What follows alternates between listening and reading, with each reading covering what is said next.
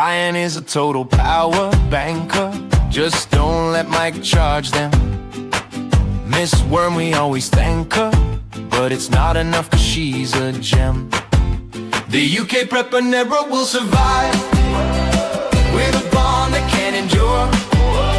When your only goal's to stay alive, real Coca-Cola is the cure.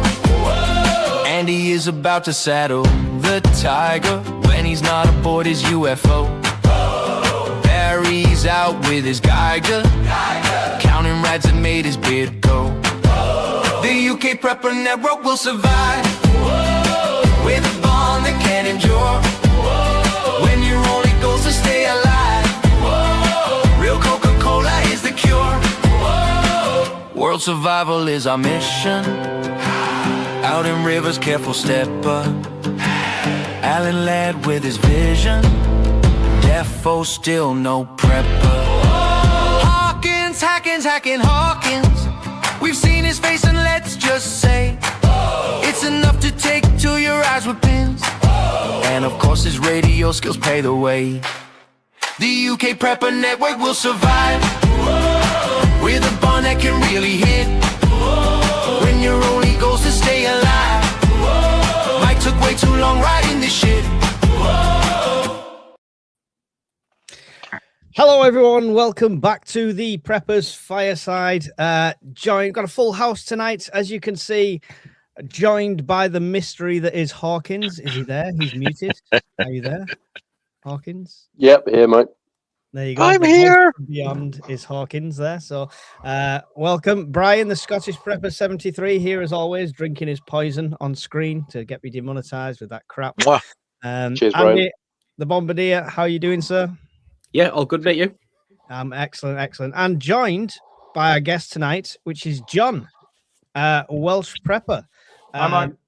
John, for anyone that's not seen you on the random open mic the other night, do you want to briefly tell us why you're here as a guest speaker? Yeah, I joined the open mic the other night. My day job is critical national infrastructure resilience. I also spent 20 years in the RAF, but on the tactical side of it, supporting the army. So enjoyed that chat. Asked Mike if I could come along as a guest, so he very kindly let me in. I don't know whether he'll invite me back, but we'll see. The bar's low. You've met Brian. We get invited back. It's way down there. Welcome to all our chat. This is a live Q&A tonight, so please get your questions in, no matter if it's a small thing about your prepping, it's something more big and more philosophical. By all means, get your questions in there. We'll get through as many as we can tonight. If there's anything specific that maybe John can answer, Andy can answer, Hawkins, anything like that, now's your time to get them in. Oh, I'm just invisible then. I'm just here for the eye candy. You're just here when Jesus it goes to power bank, Christ. we can all have a fucking nap. Honestly. Brian is here for the eye candy. It is true. It is true. We've got a few questions to start us off. Before that, though, Northern Prepper became a YouTube member. Thank you very much. Really appreciated. I'm not sure if you're on my channel or Brian's. It doesn't matter. I appreciate it either way. And Dave all sent a £10 super sticker, which is awesome. Just remember, whichever channel you're watching this through, I think Andy and Brian are both streaming this to their channels. Make sure you like and support their channels every way you can as well. It's really appreciated. And we'll give the first question honor to our lovely Miss Worm. She asks, what's the weakness in your preps? Why do you think you've allowed it to become a weakness? And what are you going to do about it? Very interesting question there. We'll pitch you, Hawkins, first. My biggest weakness is financial, as in I don't have enough in savings because I spend it all on prepping stuff, which I do need to address. I address it in some ways, as in I've got a pretty steady job, and so does the wife, and I've got insurances coming out the wazoo. I've got, critical illness, all that sort of stuff. Well?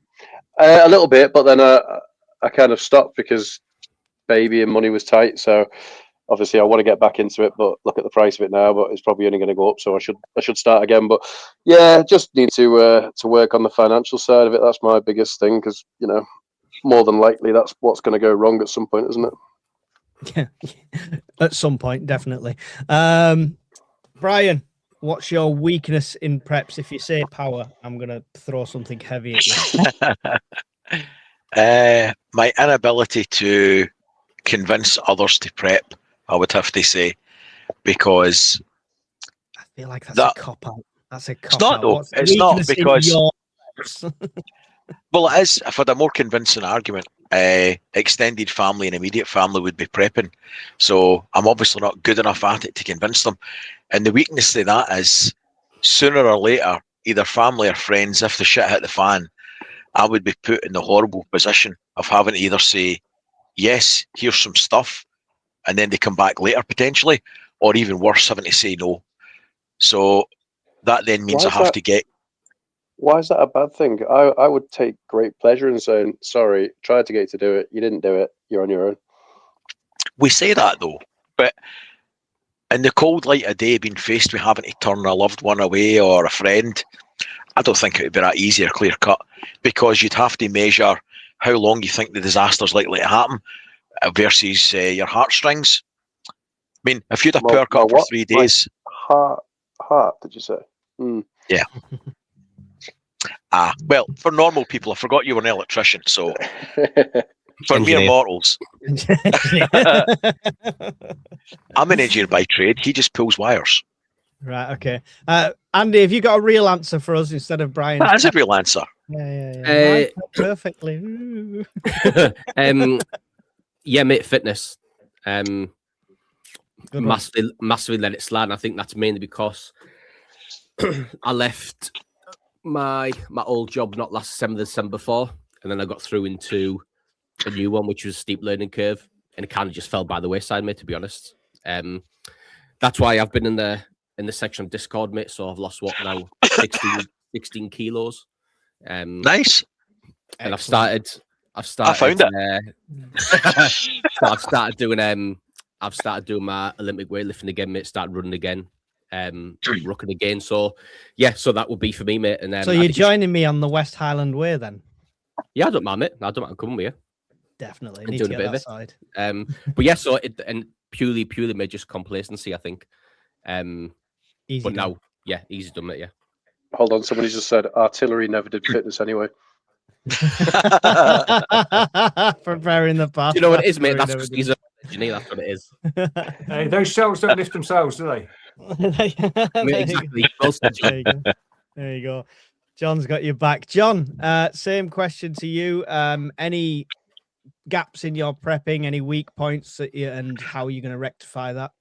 Yeah, the weak points are I don't know exactly what I've got stored. I know I've got enough of some things. I've probably got more. I've got enough first aid stuff to look after Gaza.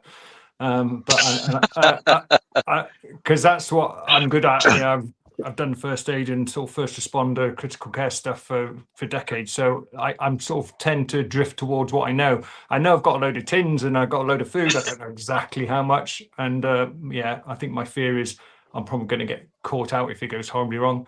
But so that's what I need to improve on, is just the organization and the logging of my preps. Well, I've just released the sheets thing that I've put out there that you can download and you can catalog it all and it works out the dates, everything. It's spot on. Or if you're Brian and can't work technology, you just get a crayon on a whiteboard and count the tins. That's what he does. Thank you for that question, Miss Worm. Appreciate that one. Let me unstar that. I'm going to be selective with some of them so we can kind of go on topic as well. Phil had a question for John. Are you aware of plans to audit, rehabilitate shelters for civilians for SHTF? Has that ever been a thing discussed or on the cards? So as far as I know, and I'd just like to point out at this point, I'm not going to say anything that's classified. This is all open source stuff, all stuff that you can find out for yourselves. It's out there, it's just finding it. But I do not know of any plans to rehabilitate nuclear shelters. I know that there are plans in place and they are exercised regularly during the winter for sheltering people who have suffered power cuts, things like sports halls and community centres and things like that. There are there are quite a lot of community centres, especially on the Highlands and Islands, that have been given grants by the Scottish Government to install generators and kitchens, soup kitchen-y type stuff. So that is ongoing, and it's all, you know, improving all the time. But as far as sort of what we'd call nuclear shelters, I don't know of any plans.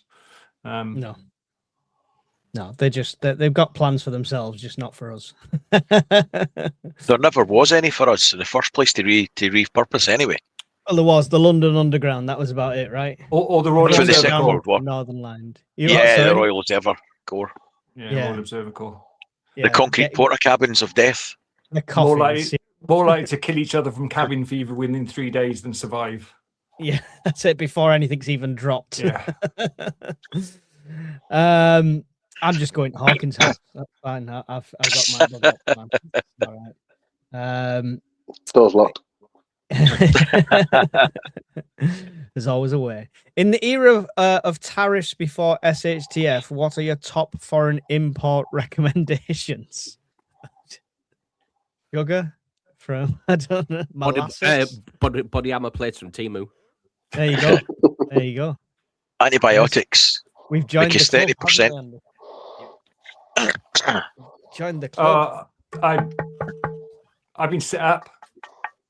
Have you all been buying body armor? What have I missed? I know. It was a video I did years ago. You weeks don't and worry, months ago. You don't worry yourself about it, Hawkins. You just trust that lock on your door. Ignore the fact us three don't know where you live and we have body armor. This feels like the Red Wedding off Game of Thrones, where all of a sudden she realizes everyone's got body armor. And, you know, me and John are going to get shot. Am I the pregnant wife? That's my job. You look good in a dress, mate. Well, I've got the legs for it, mate. I mean, Fat guys have always got good legs. Timu's a good shout in general, right, for that kind of question, because I know we're getting tariffs whacked on us start of February from importing stuff into the United States, but we don't know. That's a very difficult relationship, isn't it, with China and stuff? We don't know when that's going to either whack the prices up or stuff's simply not going to arrive. The one I would worry about is the sheer volume of medication that comes from the States, even the precursor chemicals to make it here. So that could cause problems overnight, literally overnight. So if you've got that tooth infection, you need to see your online doctor about that abscess for your amoxicillin or whatever. You might want to get that treated now. Yeah, all of them. Yes, for the whole family. I mean, we import a lot of medications from Israel as well, funnily enough. We import a lot of medications from them as well. So there's all sorts of things that can affect that supply chain. And it may not affect it like, oh no, we've run out of everything. It'll be a case of you'll be used to one medication, then you'll suddenly go to the doctor and say, we've got to change you over to this one, this totally different brand, you know. Ignore the Chinese writing and the Temu shipping label. Cool. Thanks for the question, Phil. Miss Worm says, has Welsh Prepper got the channel so I can link? You've not got a YouTube channel. No, I'm a proper amateur. No, that's good. It's the way to be. It's the way to be. Just come on here and, you know, you can say what you want and not worry about demonetizing other people. That's the only reason Hawkins comes on, to try and cause an upset. Brian, any thoughts on PPE, safety glasses, etc.? Yes, I keep boxes and boxes of disposable gloves, boxes of large, thick bin bags, boxes of paper disposable suits. I've got boxes of safety glasses as well, respirators, spare canisters, that sort of shit. But it depends what you mean by PPE. That's for one aspect.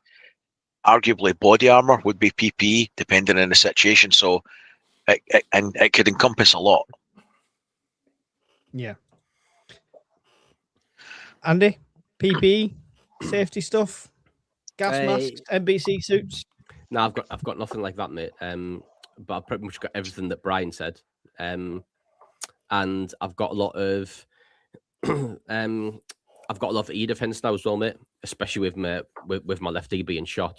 Yeah. And I think the last thing I went to, so I'm going to need hearing aid by I'm 40, so that's what, 4 years off. So I've got a lot There's of no way you're under 40. to try and prolong it as long as I can. So I've got and all the stuff that Brian mentioned, but I've got nothing in terms of MBC or CBR or anything like that. No, I just picked up a mask the other day actually, but I've got the CBRN suits I've got have a 1996 date stamped on them. I've not broke the seal yet, but will be interesting when it comes to it. I didn't think you believed in protection, Mike. How many is it now? What are you up to? Eight is 17. 37. It doesn't matter how many kids I've got. I've got one gas mask, and that's mine. I asked the wrong question. How many known children have you got? 37. There might be no. I've got 5. Wow. 2, 3, 4, 5. Yeah. Oh, shit. Fuck off! You'd put the Waltons to shame. I've got 5, but I don't go to Blackpool anymore, and I can't go to Italy on holiday anymore. But that's all we'll say about that. John, you must have a bucket load of PPE being in the industry. Yeah, I'm sort of light on the CBRN stuff. I got paper suits. I've got a couple of Pasload respirators with spare filters, but I've not gone full NBC. Gloves and boots and all that sort of thing. As has been said before, got plenty of disposable gloves, both the sort of the surgical ones and the ones you can buy, the sort of the light industrial ones that got a rubber coating on the front but a fabric on the back. You can get those cheap as chips. And strangely, a couple of pairs of knee pads. For some reason, I think I'm going to need knee pads when it all goes horribly wrong. Do you know what? It's a great prep, especially for anyone getting older and stuff like that. The amount of stuff you might have to do on your knees, Brian, to survive, you'll never know. I can see you shaking your head. You've got so many things to say. Those silver coins won't earn themselves. Over that. The things I'll do for a can of Pepsi, yeah. Hawkins PP.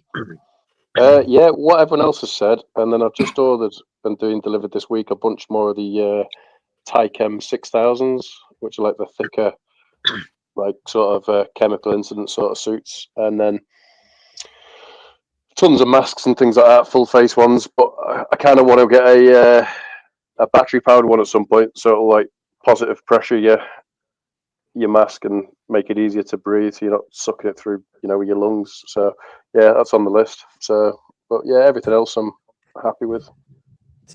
And so basically an iron lung on your face is like, breathe for me. I'm such a lazy prepper.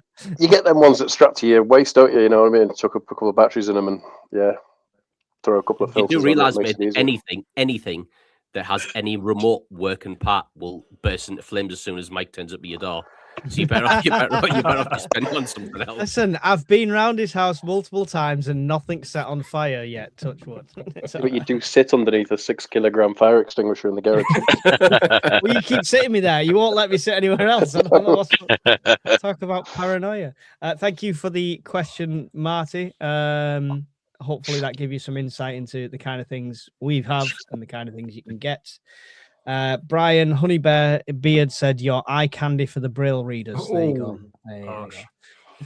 I'm okay. See, I'm okay with that because that just means they have to actually touch me to just then get disgusted, right? If they can see me, then they know it's not worth it. Thank you for the super chat earlier on, Dave, because this will be demonetized in every other way. So if you can support in any way, that's really appreciated. Some normies are not very resilient. Are very not resilient. Okay.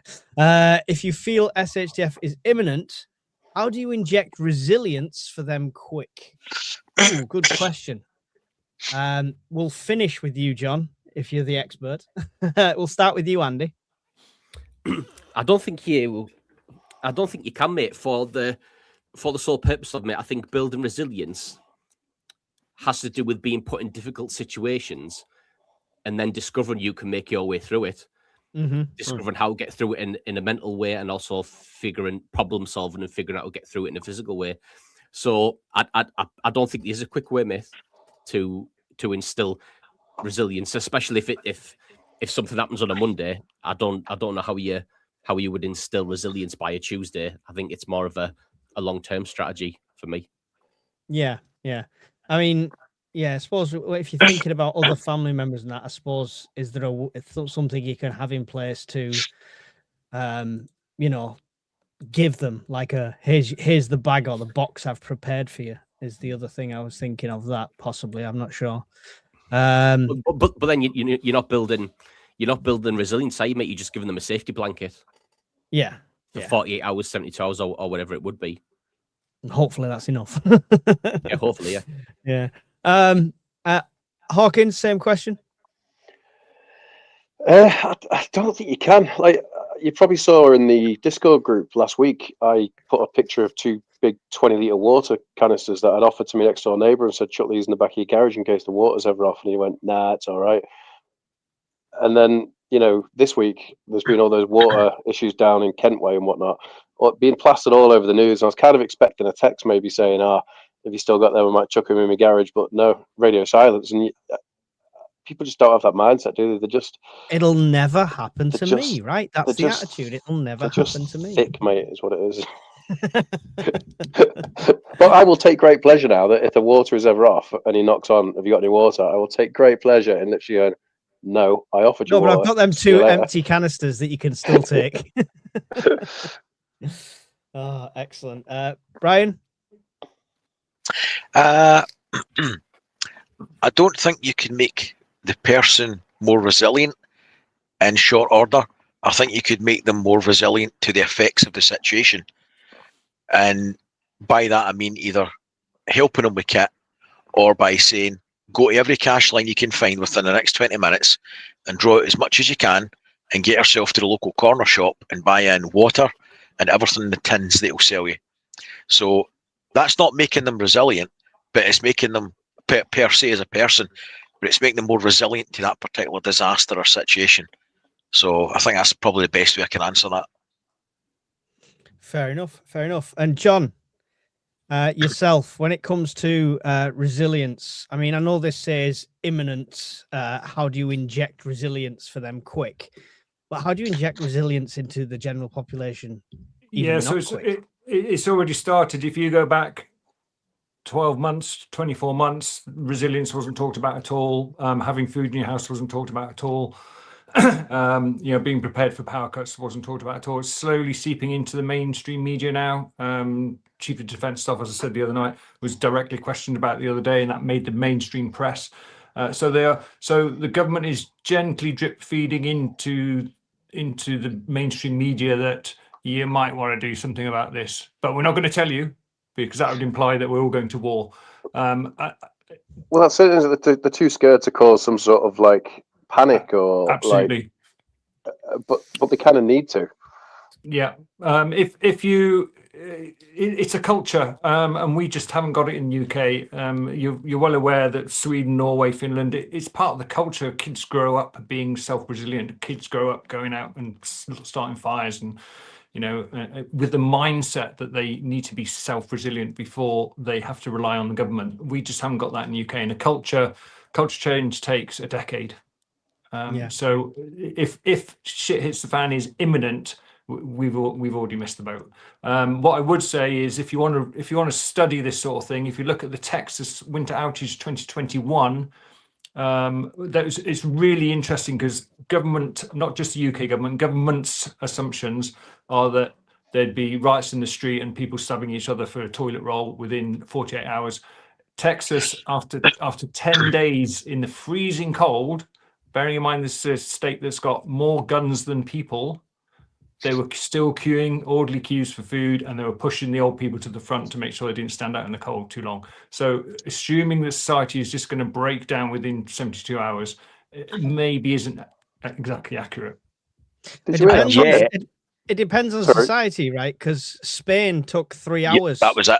Yeah. Spain took 3 hours before they were fighting over water and stuff. And I've been to Texas.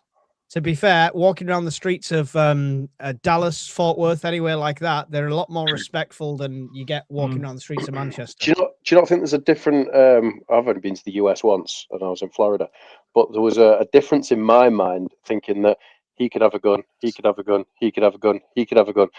Yeah, so And be if nice if just in case. exactly, you're in that sort of don't want to push it too far because he might just shoot me sort of mentality. So I reckon that does in some way, but it's just I hate this.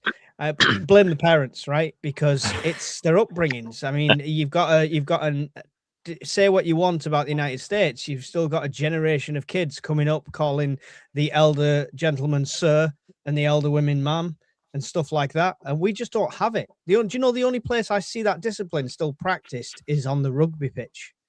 Yeah. And they still call the referee sir and stuff like that. But on the football pitch, they call the referee lots of things, but it's never sir.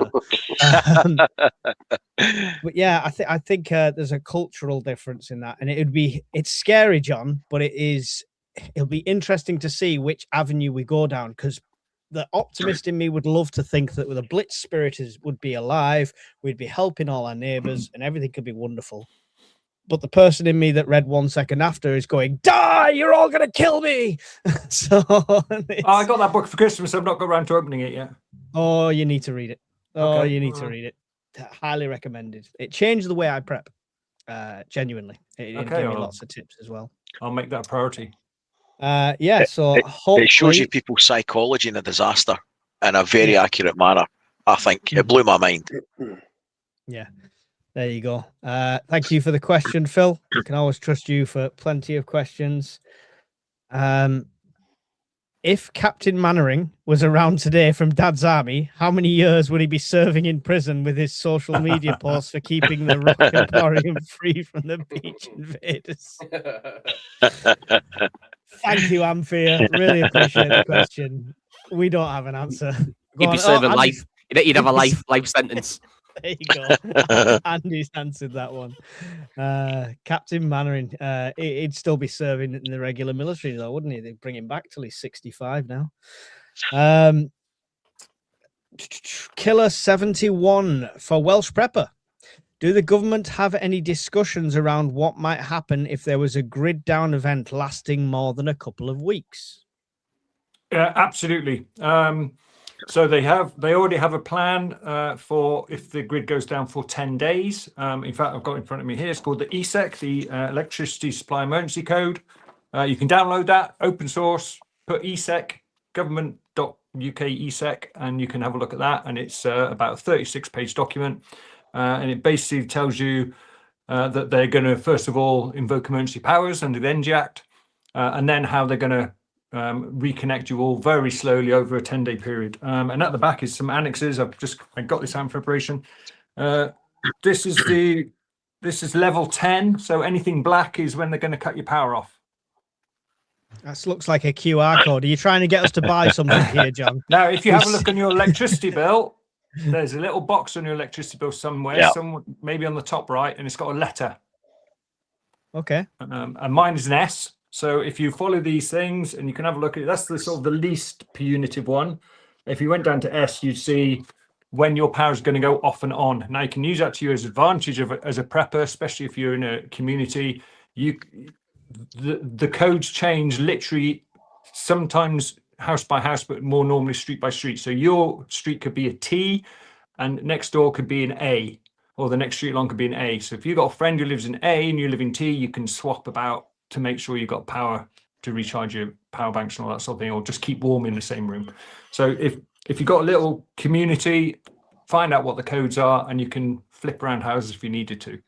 I don't get electricity bills. I wonder if that's if it's on the because you don't charge anything. Well. Yeah, but yeah, so what would happen is in the immediate 48 hours, the energy companies who are Cat 2 responders, they are legally charged by the government to get the network up and running, and they would keep what's called priority sites going first: hospitals, major call centers, government buildings, that sort of thing. And then they would slowly rotate the system around to get what's called NETS, the National Electricity Transmission System, all the big power lines and all the substations. They've got to push energy into them to keep it simple, and they can't activate them all at once because it would just blow everything. So they rotate the energy around and cut people off and connect people on a rotation basis until they've re-energized the network up to full power. That can take 7 to 10 days. But they haven't got a plan outside of 10 days yet because they just don't see it happening. And that's maybe a weakness, is that grey zone warfare, cyber warfare beyond 10 days hasn't really been considered. So, I mean, you say because they've not considered it being more than 10 days. Have they give you any sort of indication of likelihood of it happening in general? Yeah, there's loads of analysis going on. Much more clever people than me issue a sort of a risk matrix every year. So in about September, October, this risk matrix comes out and it says what are the chances of us having power cuts this year, and they give a percentage and like a rating for the impact. They got pulled up on that for last year when we nearly had basically a mini grid down event on the 8th of January last year, because they were accused of fudging the figures, Nestle. They put out that we're going to have a glut of excess power, and they hadn't accounted for the Duncanfeld, whatever, how you pronounce it, the low wind event. Duncanfeld, is it? Something like that? That's the one. So they didn't account for that. And then they've got agreements in place that they keep contractors on standby with the gas plants to meet extra capacity. They'll ramp up, turn the turbines faster, generate more power, or be in standby mode to give you electricity should they need it. Well, since the unit cost was so high, they were already turning and burning anyway, so they weren't there to provide the capacity that they'd already been paid to provide, and they were contractually obliged to provide. So we were this close from not a rota disconnect like that with the postcodes and numbers. It would have been a total disconnect. The closest I've seen was when they put the sanctions on Russia, and most of our gas was coming from Russia, and suddenly had to stop bringing it from Russia and bring it over from America. But that takes a few days, and came very close to having scheduled power cuts, which is different to this stuff here. Is for a national power outage that is unplanned. They do also have a plan for if they know they're going to be short of electricity, they will inform you. They'll say to you, tomorrow night your electricity is going to go off between 7 and 10 in this area. So you will get, there will be messaging in the media, TV, radio, that sort of thing, social media. So I mean, go on. Carry on. Just to finish the point here, there are also various electrical power lines that come from France, from Denmark, from Germany, from Belgium, Ireland, and they can draw on that if they need to. But of course, they will charge an absolute fortune if we want to suck some electricity in. If the UK wants to suck electricity in to keep the lights on. Yeah. And that'll definitely have a knock-on effect to the consumer, I have no doubt. I mean, the short answer for that then for Killer 71, he's saying an event lasting more than a couple of weeks. You're basically saying, no, they have nothing in place planned if it's beyond 10 days. I don't know of anything in place. It may just be that I'm not high enough in the food chain, but all the plans I know of, and which is open source, you can download it off the internet, is for 10 days. Everything will be back to normal within 10 days. Okay, I have faith. Honest, yeah. The government's coming to save me. If it goes past 3 days, I don't think it'll be on for a while. Yeah, because once you get past 3 days and all the cell towers, which do all the Tetra and stuff for the emergency service, once all the batteries are dead in them, trying to coordinate, no coordination, anything is so difficult. Everything's comms, isn't it? Once nobody can talk to anybody else, can't see it. But there was an unnamed government department that we had a big national power outage exercise a couple of years ago. I won't name the department, but they had so many people in the same room they had to evacuate it because the carbon monoxide detectors went off because the air conditioning couldn't keep up. Wow. So they learned something from that. Oh, at least they're learning something. The words piss up and brewery come to mind. Phil says, read what, sorry, and yes, Sylvester answered, Grump answered with 1 second after. That's what we were talking about there. Loads of questions coming in. I might not get to them all tonight, guys. I will do my best. We'll prioritize what we can. I need JP in here clicking on things. Leanne Mack, with the USA confirming they are definitely going into Iran and the IRGC backed into a corner and losing, what are the chances of them activating worldwide sleeper cells? I thought it was all calming down over there.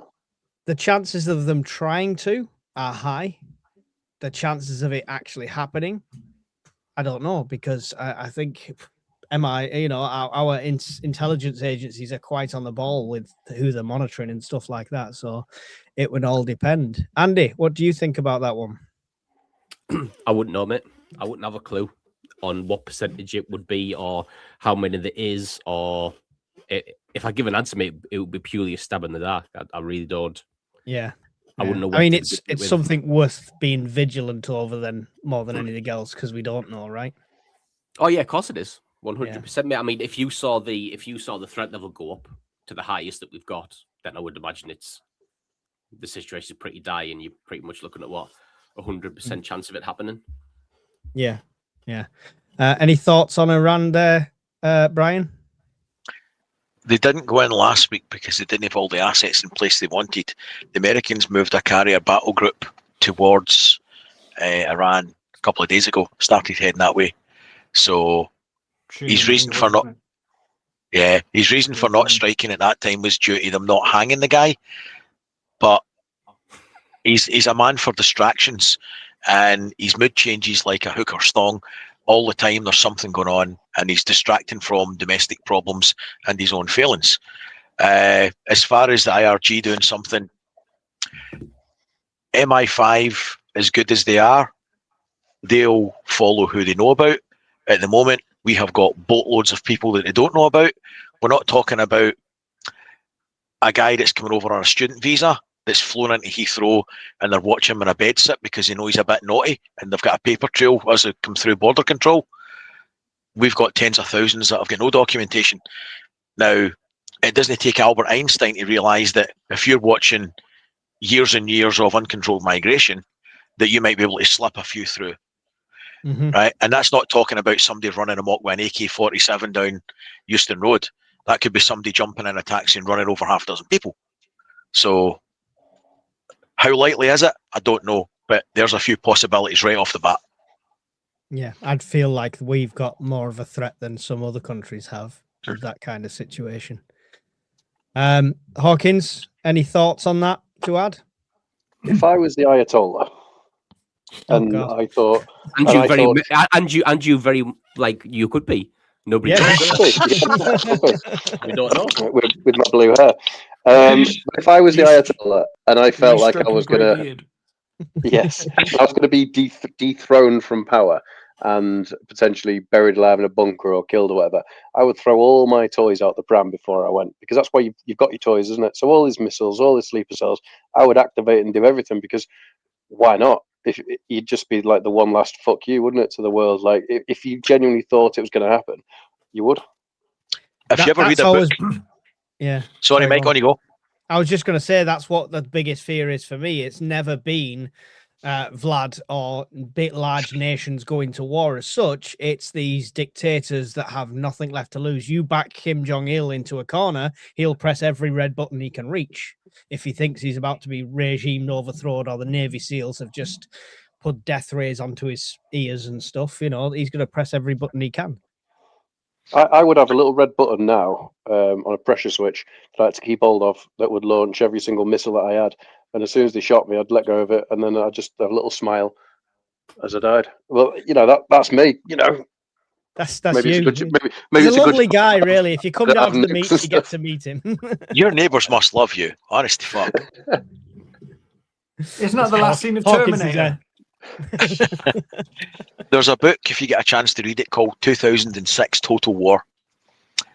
I'll paraphrase, but basically at the end of it, the Iranians are attacking Israel, kind of like they've been doing at the moment, back and forwards.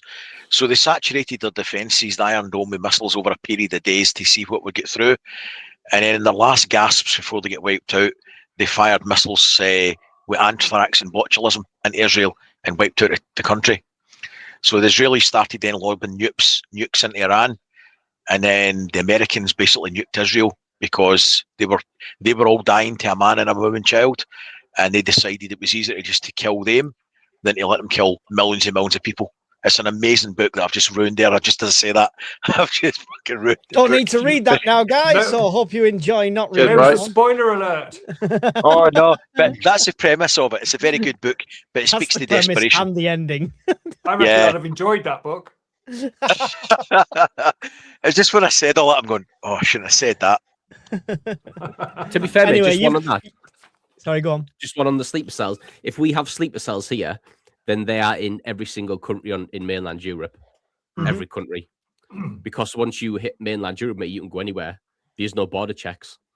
So there will be all over the country. It's so easy to move through Europe once you're on the mainland. There's no checks. So if they're here, they'll be all over Europe. And if they activate them here, they'll activate them everywhere. It won't just be here. So it will like be absolute carnage. Yeah, definitely. It's scary. It's a scary thought. Like all these doctors and engineers running amok. Who knows what we're going to do? It's always engineers, mate. Always.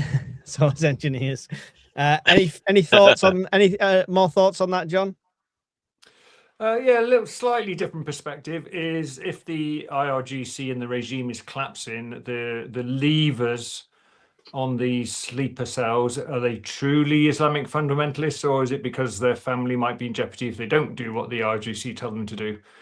So would they just sort of melt away because there was no point? I don't know, just a different viewpoint. Potentially, or even It's a good pay one. saboteurs who's going to pay the bills if they collapse. So yeah. True, mate. No, You've no, probably it's a- got a 50-50 mix. You've probably got Aye. people like John say who were pressured by the IRGC, and then you've probably got the other half, mate, are true believers. Yeah. It's probably 50-50 mix, I would imagine. Well, time will tell. Hopefully not. But thanks for the question. And it's very very insightful, that one, Liam Mac. Thank you for that. Appreciate it. Have you thought to build a mini bunker or mini sandbag bunker? I'm considering if I can move somewhere higher to avoid flooding. Anyone building a bunker? Raise your hands. Hawkins, go ahead. Sorry. no. If I What had he a- said was, if I have had you a spare thought about it? 20K, I'd like to. What he asked was if you thought about it. I'm sure every one of us thinks about it every single day, because I know I do. I've even got the plans in my head right down to the nuts and bolts. I just can't do it. I don't have the money or the space. But yeah, me personally, I think about it every single day. You could build a one of the at-home ones from like World War II. There's a company selling Anderson shelter kits now. They've started making them. You can buy the kit. But if it was me, you can get a 12 mil thick septic tank, and it's 32 foot long by 12 foot in diameter, with one entrance and one exit, and I think it's about 16 grand. So if I had the money and the space, I would slot that straight into the ground. Interesting. I've always fancied building one of the World War II ones just as a fun exercise to do. I don't think it would give us any protection. I mean, it depends what. Yeah. Were you army, Mike? You were army, weren't you? I trained. I never served abroad. I was just saying, you just can't get away from digging, can you? Army types? I just want to move earth. Give me a spade. To be fair, mate, that's all the engineers do. Just dig. Dig holes. I was infantry, so it's like an engineer without a brain, so it's even worse. No, I've always fancied doing what. So there was a company actually. They had plans of these bunkers where it's like the World War II ones, which where it's like half above ground, half below, and stuff like that. Anderson shelter. Yeah, like the Anderson shelters, but like made with sandbags and earth and stuff like that. And they were trying to sell them for 10 grand. So they'd come to your house and dig a hole and put some sandbags around and charge you 10 grand. So if somebody's paying that, I'm up for doing that. But I fancy doing one as an experiment. But for me, this question would depend what you're prepping for, right? Because we all think of bunkers like Anderson shelters as like, oh yeah, what's the point? If 50 megatons gets dropped, then you're vaporized anyway. But if you think about the conflicts that are going on at the moment and the conventional warfare, just for rubble, debris, and stuff like that, is something like that valid? I mean, the thing is, depends how big your garden is, because a lot of houses have got gas in them now, right? As well as electricity, might have gas central heating. if you're in a terraced row and you've got a 40-foot garden and you're building a shelter within 20 foot of it, there's a good chance the flames and the explosions are going to hit you anyway. So, like you say, it entirely depends what you're prepping for. What about a Morrison shelter? I had to Google the name then because I couldn't remember the name of it. But do you remember a Morrison shelter? No, I've never heard of it, mate. So a Morrison shelter World War II looked like a dining table, and generally they used it as a dining table, but it was solid steel legs and a solid steel platform, and it had cage mesh that dropped down. So basically, when the air raids were on, you'd all get under this Morris shelter, the dining table, basically, and you'd all huddle up under there. And if rubble dropped down, if the roof collapsed, you were safe in that, essentially. Oh, that sounds delightful.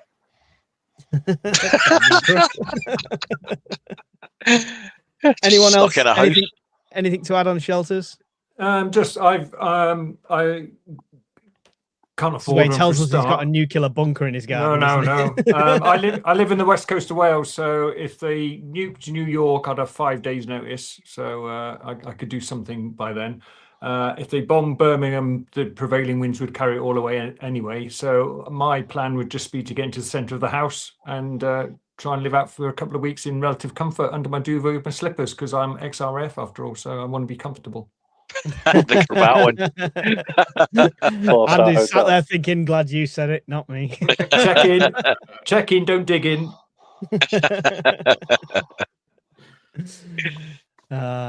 Hawkins, you've not built one, though? No money yet, mate. I'd love one, but yeah, it's costing it. I like the Colin Furs type one where it's under your back garden or under your driveway. See if somebody's looking for one off the shelf that you could set up in your garden in a day. Have a look at concrete canvas tents. They deliver it by a pallet to your house, and you unroll it, and then it comes with a blower. You connect it up, and it blows it up inside, and then you wet it, and within a couple of hours the concrete's went off, and you can berm it, you cover it in Hesco, whatever you want. So there you go. Have a look at concrete canvas tents. Concrete canvas tents. There you go. There's a tent I can't set on fire, Andy, before you say it.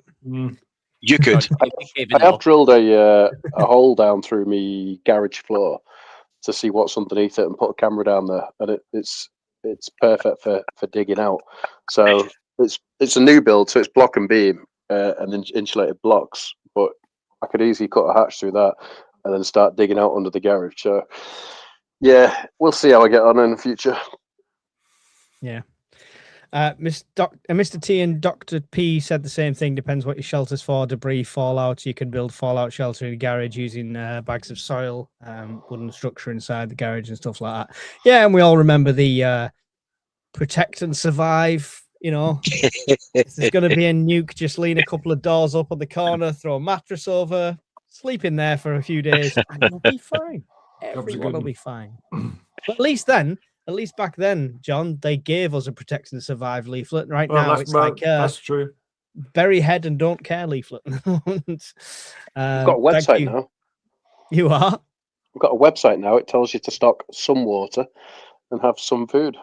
For a few days, yeah.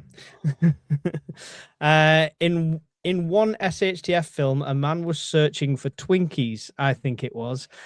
What would be your chocolate/treat you would search for? That's a good one. John, Pepsi you first. Max. Boost. I love a Boost bar. Just love a Boost. That's it. That's my answer. That's your answer. Short and sweet. Andy, what chocolate or treat are you searching? None. He's lost 14 kilos. He's on lettuce. Starbar. Oh, a Starbar. No. You just ruined the Boost with nuts, haven't you? Starbar. Hawkins. It'd be a Pepsi Max, wouldn't it? Because the addiction is strong. That's it. It's the infinite search for the last remaining. Didn't read the question, did he? No. Well, it said chocolate or treat. Wow. So I put Pepsi Max as a treat. Okay, if you drink Pepsi Max like it is water coming out the tap, it's no longer a treat. Yeah, the treat would be having some water so your body can chill out for a day. Yeah, okay. Yeah. So many savages on this show. You need to remember, mate. Coke and Pepsi is only for your electronics. It's only for your GoPros and stuff like Your that. cameras and stuff, yeah. Yeah. Tell you what, I've got this bag full of electronics. What shall I put in here? Oh, I'll top it off a can of Coke. Great idea, mate. Banging idea. Don't know why I do this show anymore. It's just. All right, is that you sticking with Pepsi then, even though it's not a treat? Or a Whisper, whatever. A Whisper. Oh, nice. I'll take a Whisper. Brian. Oh, cream eggs. Oh, cream egg. Oh, I can take all. You can only have one. That's the problem with cream eggs for me. Well, you're supposed to eat it, mate. No, stick up your arse.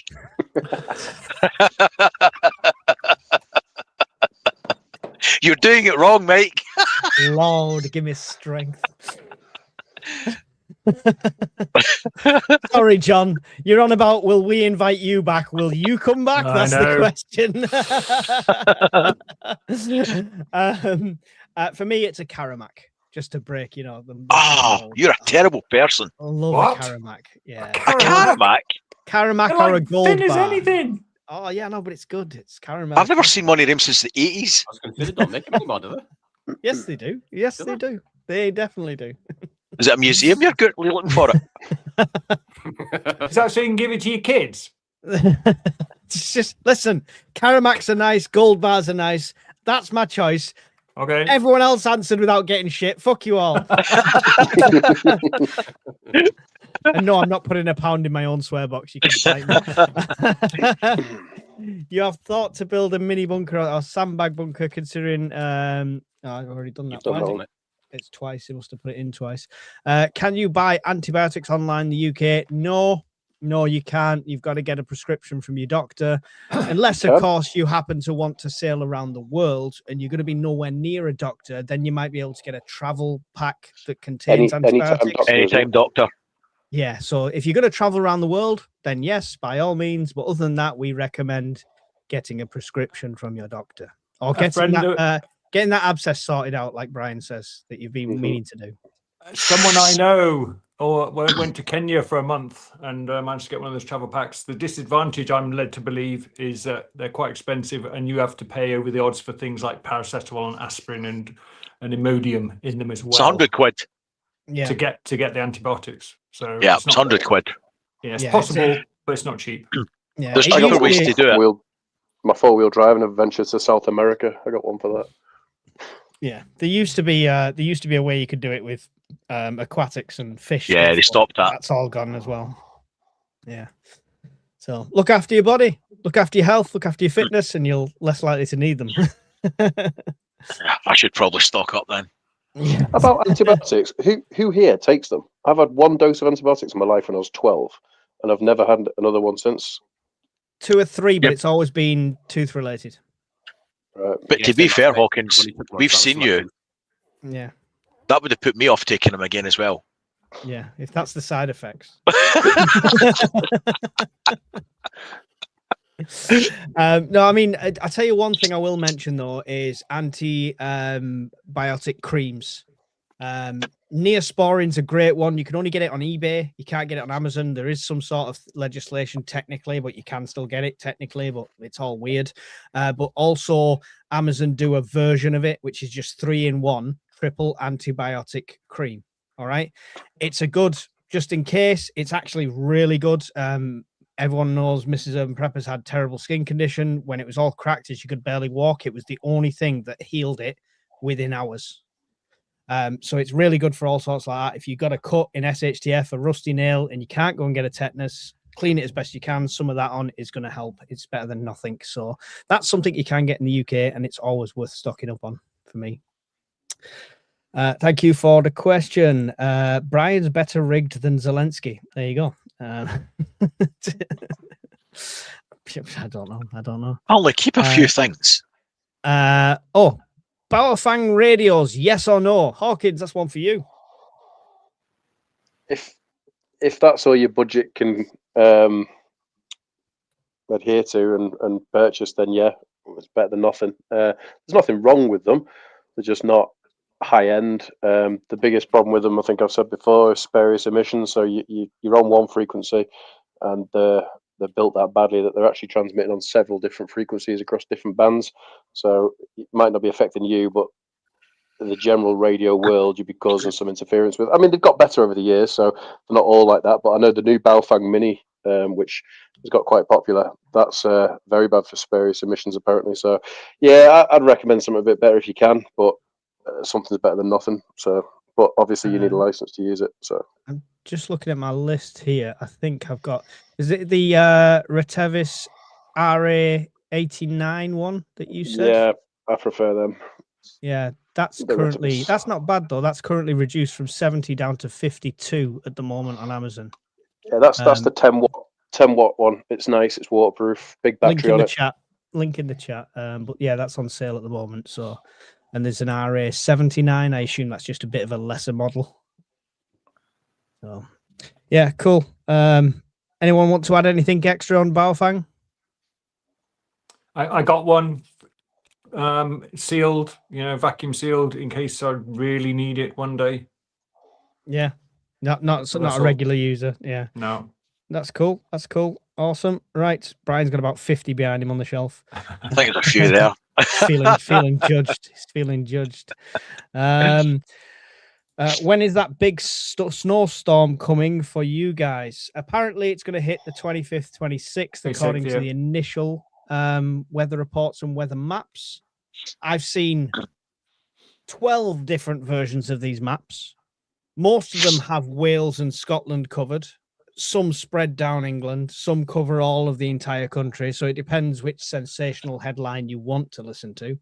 But listen, when it's not fear mongering when I put a video out or Brian puts a video out, anyone puts a video out about storms and stuff like that, use it as an opportunity to check your preps, to get ready, to make sure you've got everything in place. If it happens, what will you do? It's a training exercise at the end of the day. If nothing happens, which touch wood, we always hope nothing happens unless you're Hawkins and you want the world to end tomorrow so you can test the gear.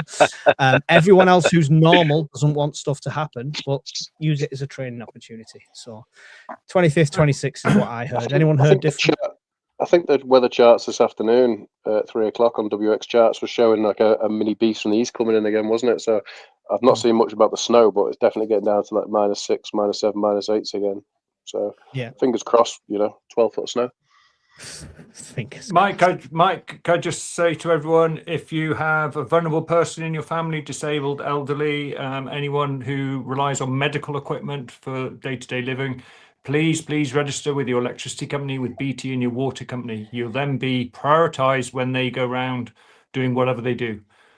So it's free. You can just ring up your utility company and ask to be put on the vulnerable persons register, and you will be prioritized if there's any aid coming when it comes. You can also get on said register if you've got kids under 2. There you under go. 5. Under 5. You must have been on for the past 20 years, have you, mate? I've never been on. As soon as we start to creep off the register, I get another one. I'm on the vulnerable thingy thing for my daughter, but it also gets you around the hosepipe ban. So if you are on the priority list, you circumvent the hosepipe bans, just so you know. Everyone's dying of thirst, and Hawkins is watering his massive lawn, going, "I'm on the list. It's fine." You're gonna have to have a sign in the front of the house. Exemption. Yeah. So we different maps, different sources. Just be ready, Rob. That's the main recommendation. I think, as a prepper, generally, if you've got stuff for a 5-day, 7-day period, most of these storms shouldn't affect you. As long as you're covering all the main bases, water, food, where to keep warm, where to cook your food, you're covering all the main fundamentals of prepping, and you've got at least a week, most of these weather warnings and stuff shouldn't affect you. Just don't take stupid risks and drive over the Pennines in the snow like I do. And if your roof tiles stay on. Yeah. Brian's roof blows off. If reserves age limit is now 65, do they get SLR or SA80 choice? One for you there, Andy. They'll end up with a sharp pointy stick because there won't be enough weapons for everyone. Yeah. I think I saw the Imperial War Museums down the road from me. I'm sure they were filing out the muskets and stuff like that. a regiment of flintlocks on the front. Might as well go back to red tunics, mate. Yeah. Why were they red tunics? Anyone know? So you couldn't see you bleeding.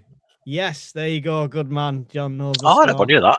Yeah. Because it was demoralizing if you saw uniforms covered in blood and wounds and stuff like that. So you couldn't see the How blood. selfish of you to bleed and upset people. I know. Plus, you could pass the uniforms on with minimal having to, do all that. So there you go, John. Well, spot on. I'll take an SLR over an SA80, by the way, just to answer that last question. Is that your choice? I fired both, and an SLR will stop a Land Rover, but an SA80 won't. An SA80, if you get a grain of dust or a drop of water in it, it's broke forever. It's the least durable rifle in the world. You'd be better off with an AK built by somebody in a shed. On a scale of 1 to 10, how serious an incident are we expecting to happen in 2026? Ooh, interesting one. We'll start with John. On a scale of 1 to 10, I think there's potential for like an 8 if it all starts to go horribly wrong somewhere and a foreign nation decides to do a grey zone or cyber attack on us. We could have some issues. I think more likely be yeah. Oh. Sorry, I'm just reading the question. Staple guns. I got a very nasty injury from a staple gun once. I'll have you know. Did you get a Victoria Cross for it? Purple ribbon. No, I think unlikely, but I think there's a potential for some sort of grey zone warfare cyber attack. That's my answer. Okay, grey zone cyber attack. Okay, Hawkins. I think there's the potential for the maximum, isn't there? Like, kind of talking what John's saying there. If Trump does decide to go all in on Iran, say next week, for instance, and the Ayatollah says "fuck you all," you could cyber attack the UK. He could deploy sleeper cells. He could set off every missile he's got from his little missile cities. He could have bought a nuke from Kim Jong-un for all we know. I think we'd have seen it being shipped. It's not like a FedEx thing. So, will I lose any sleep thinking about it? No. So, I don't know. You just carry on, don't you, and just hope for something to go wrong and get test your preps. You don't. No, only you hope for something to go wrong.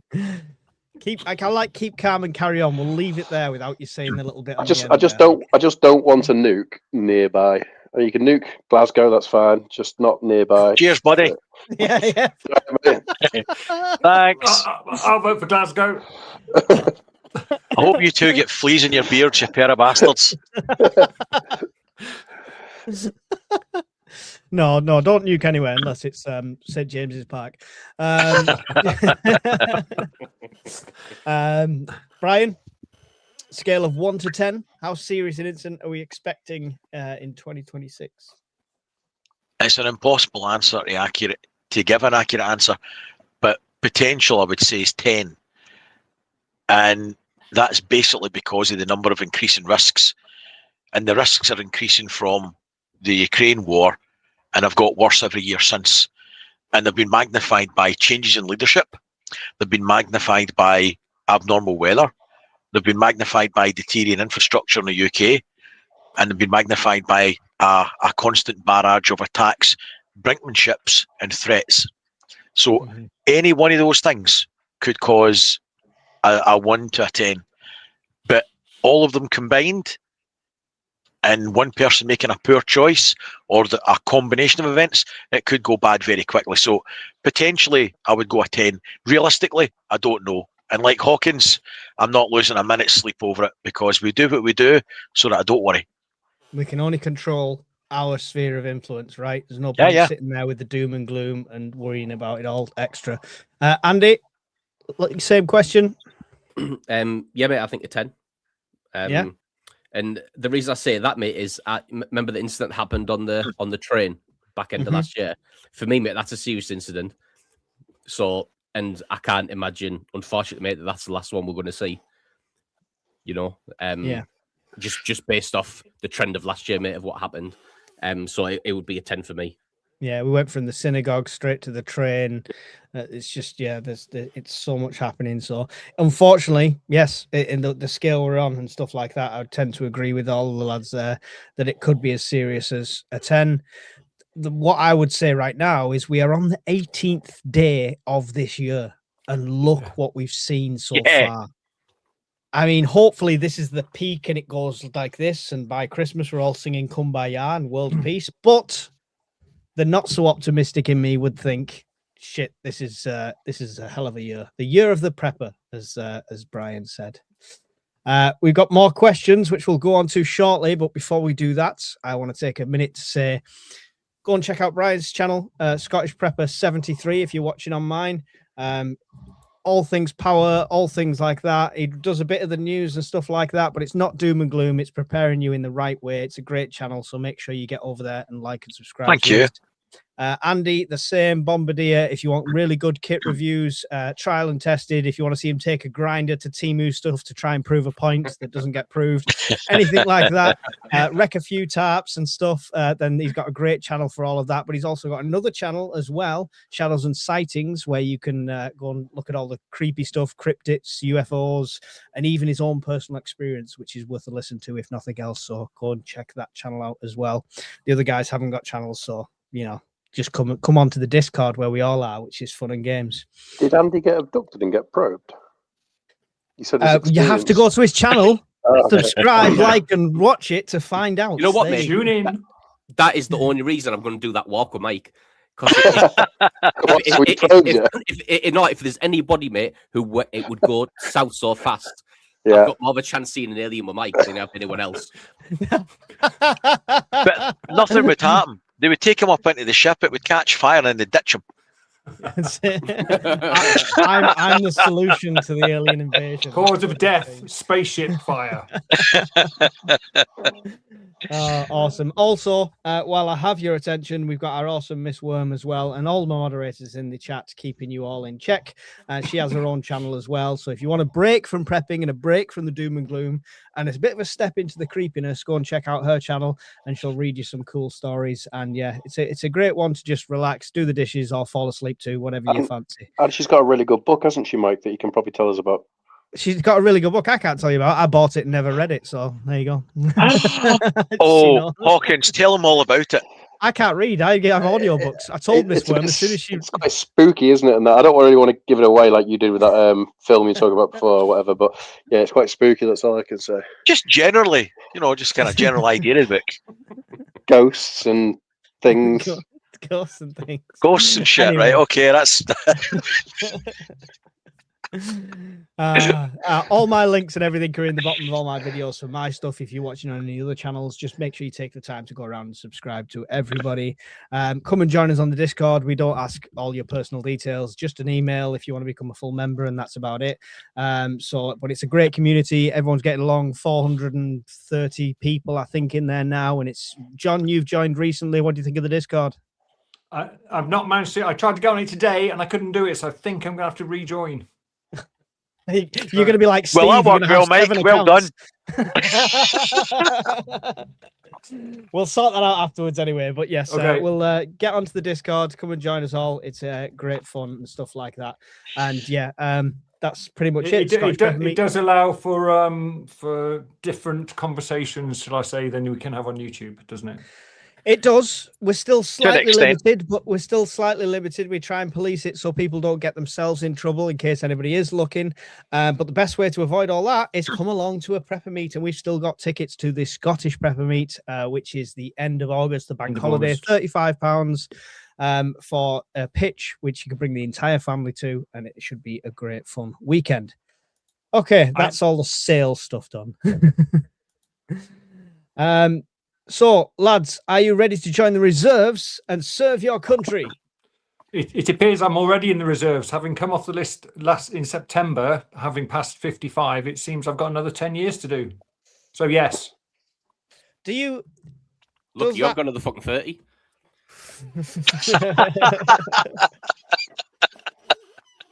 There he goes, lying about his age again. Yes, I mean... Have you had any notification of that, or is it just do you guys? No, because I think a bit weirdly. I think this is a change of contract, so I'm looking forward to them writing to me to ask if I accept. Interesting. That's a valid point. I wonder if people will challenge it based on that. But would I? I spent 20 years in the Air Force. I know a little bit about this. The reserves, people like me, I was air traffic control. So I'd be trained up again to fill a basic air traffic control position, a ground controller at an airport or something. And I'd sit at RAF Shawbury or Brize Norton or somewhere like that, so the young things could go and do the proper fighting. So I don't see myself being put on the front line, because I've got skills. Anyone who's been in the military has got a certain skill, and that would probably be utilised in the UK, so that the active serving members would be sent to Greenland to fight the Americans. To fight the Americans. Who thought we'd be saying that 2 weeks ago? Andy, you ready to go and fight the Americans? I genuinely don't think they'd want me back, mate, to be honest with you.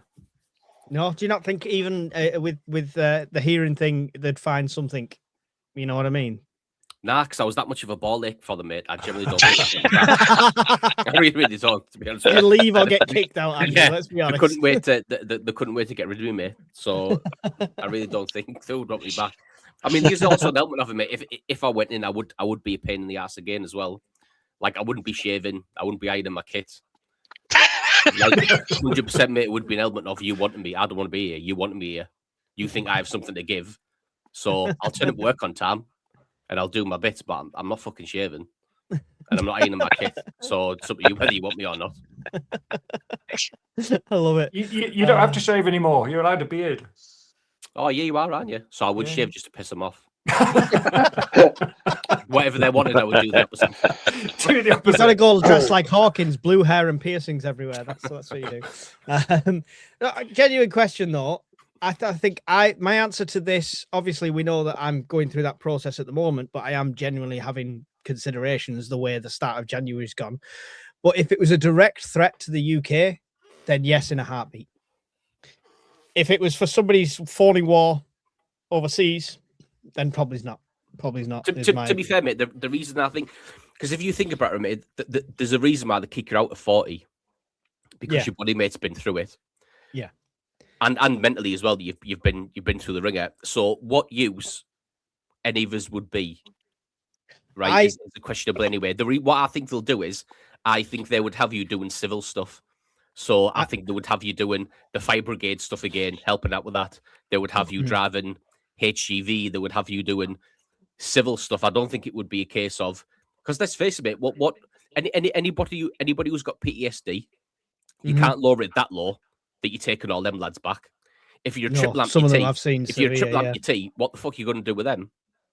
Yeah, well, there's like, do you know what I mean? There's could be a boy. Yeah, there's an absolute shit ton of people you couldn't take back anyway. So what would be the like? I don't understand what gaps they think they're filling.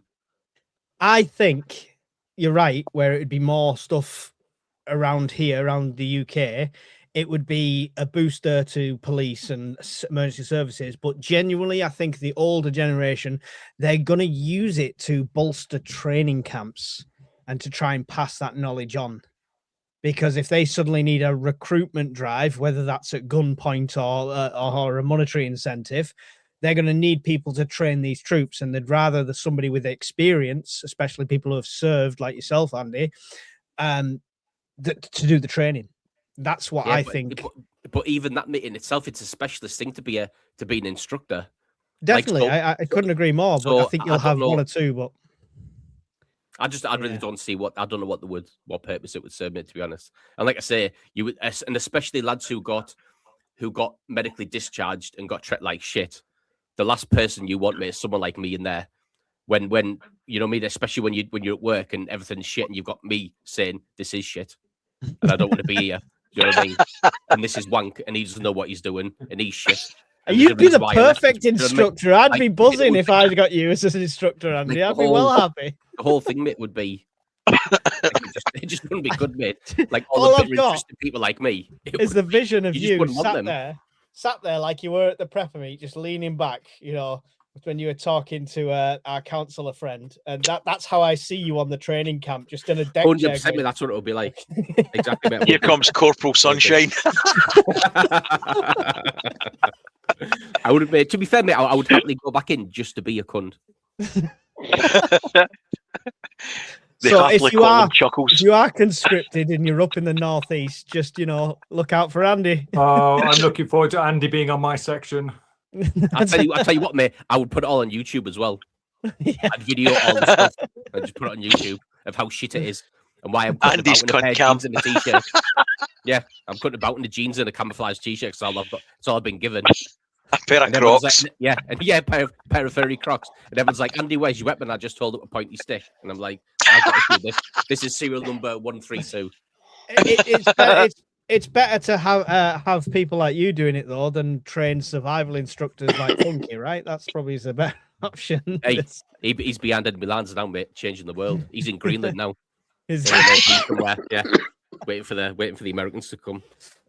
On the American embassy balcony in Greenland. I heard he served with him, mate, on the Siege of Basra. I think he was there. I think he took Fallujah single-handedly. Let's play nice. Sorry, I shouldn't have brought that up. Have you seen the inside of Colchester, Andy, by any chance? Oof, no. Joking The Glass House. My uncle's on first name terms with some of them there. Hawkins, would you serve your country if it came to it? If the enemy was on the beaches, yes, but no way am I leaving the UK to go and fight for Starmer and this Labour government. You know what, though, mate? Weirdly, right? There's a 10% chance at me that really wants another medal. I got enough. Like, it really is, mate. Do you know what I mean? So, like, there's a weird 10% of me that thinks, oh, yeah, fuck it. Could do with another medal. You know what I mean? But then the other 90% of me is like, this would be absolute fucking ball ache. But if you could be a cunt for 12 months and get a medal at the end of it, Right, that's win-win, mate. That is win-win. That. It's like Dick Dastardly and Muttley here. All of the visions of the wee dog, Andy saying medals, yes. Brian, would you fight for your country? I would fight for my family, and that would be if the wolf's literally at the door. I would not willingly go abroad, and I'm 52 years old. I'm pretty much knackered. If I was going anywhere because of my you've got another 13 years of life in you, according to the military. Yeah, I would probably end up in the Remy, because the early part of my life was all on the tools. So that's probably the only kind of limited value I'd be in a workshop, either running it or whatever. Yeah. John, you said you're waiting for your contract extension paperwork to see if you accept, but if the wolf was at the door, would you step up? Yeah, absolutely, yeah. Yeah. I actually had a very enjoyable 20 years in the military. There were some downsides to proper operational tours. Afghanistan and Gulf War II. Did they put you up in a 4-star instead of a 5-star, John? No, it was bed and breakfast. No, Where's the silver? genuinely did some proper service, supporting the boys in black. So yeah, but I would do it all again. I had a very good time. I think I was an instructor at the RF College at Cranwell, so I think I would probably be put into that, initial recruitment. How to walk straight and swing your arms in time and all that sort of stuff. So, but yeah, I'd do it. And Andy was waiting to say something else then. No, mate, just someone in the comments there, mate, said they'll jail you with a huge sentence and offer you military service as an option out of jail. Like the jails, mate, are already crammed anyway. Where are you going to force 100,000 people? Do you know what I mean? It's a terrible idea anyway. Listen, anyone who thinks it's going to be like the film Dirty Dozen, it's not going to be. It's going to be like Bad Lads Army, and they're just going to be full of idiots, and all they're going to do is put real servicemen at risk if you send them abroad. Using prisoners is unless it's literally for cannon fodder, that using prisoners is a bad. Evil girl says I can come back. You can come back. Yeah, she said I'm fitting in well on the panel. All right, okay, there you go. That's an invitation, I think. She's basically just called you an idiot then. That's not a compliment, John.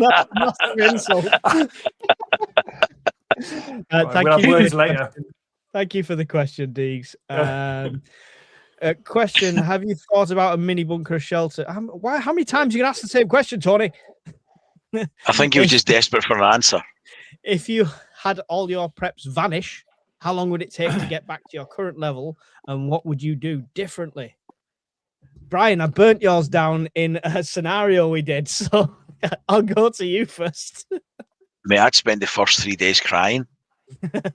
I'd literally just sitting in the garden crying, looking at the ashes. How long would it take? Shit, I don't know. There's a significant investment in money, put it that way.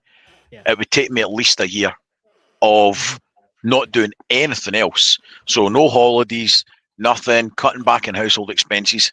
It would take me about a year and about 20 grand. Wow. There you go. There's no way at all, mate. Donna's going for that. No way. Yes, yeah. There's no way you're getting away with doing nothing and not having a holiday. Bring out the button mushroom and show what I'm worth. Andy, if you went to zero when it comes to prepping, how long would it take to get back to your current level, and what would you do differently? It would take me a long time, mate. If you think I've been doing it for what, 11 years? So I suppose in theory it would take me 11 years, to get back to where I was. What would I do differently? I would probably not buy that DD tab. Oh yeah, fuck DD tabs, assholes.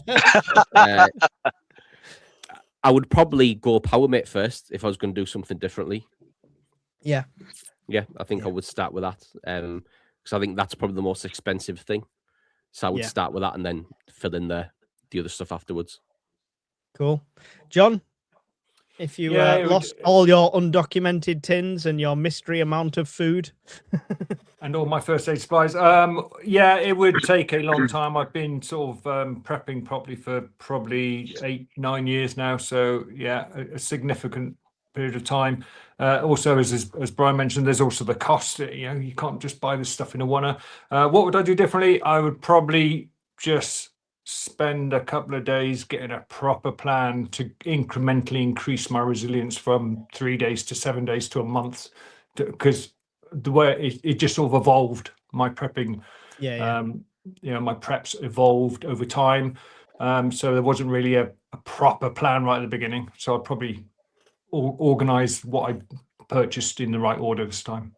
You could always just ring room service, John. I could. Hey, he's like a dog with a bone, John. That's anyone can be wet and cold in a trench. It takes skill to get money out of the MOD. That's very true, mate. That's very true. Hawkins, if you lost everything, how long would it take to get back to your current level, and what would you do differently? It's took me a decade to get where I am, and I used to have a job that paid me a lot more money, so I had a lot of money back then to spend on preps that I don't have now. And now I've got a daughter. So it'd take me a hell of a long time to get back to this level. Probably never would, actually. What would I do differently? Do you know what? I'd probably just say, fuck it, give up, and just become a normal person and not bother prepping. Because I've just been too upset about the amount of money that I've lost. Wow. Become a normal person. I love it. For me, same answer as Brian. It'd take me a couple of years at least. But on the same par as Hawkins, I used to get paid more. I never used to have 3,500 children to pay for. So yeah, I don't know. I genuinely, if it all went today, I don't know how I would really struggle to get anywhere near what I've got now. So I would probably prep differently completely, and I would probably go down the planning and survivalist route, and then just try and get bits on a weekly basis. Like I say to everyone else, prep to your means. If I do a £20 shop, I do a £25 shop, and £5 worth goes away. It'll take a long time, but I would definitely prep a lot differently. It'd be a lot more frugal prepping, going out looking, foraging, stuff like that. So yeah, it'd be very difficult. Replenish my preps in 12 hours. I'll wait till Brian goes to Florida next. I know where he lives. Get a removals van. Load up. You could just lift the shed if we get a fork, a decent telescopic fork. We could just lift the shed.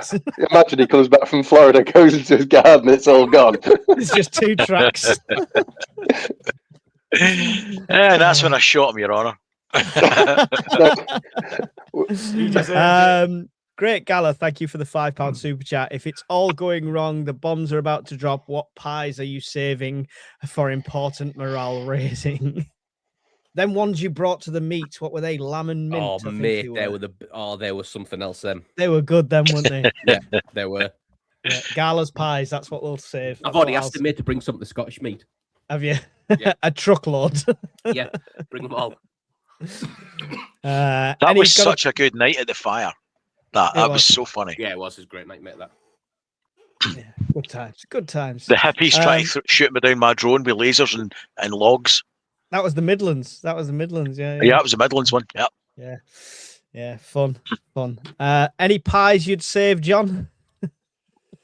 No, I mean, I got the old fried Bentos pies in a tin. Got a couple of dozen of those, but no, nothing springs to mind. No, not a pie man. Not great into pies.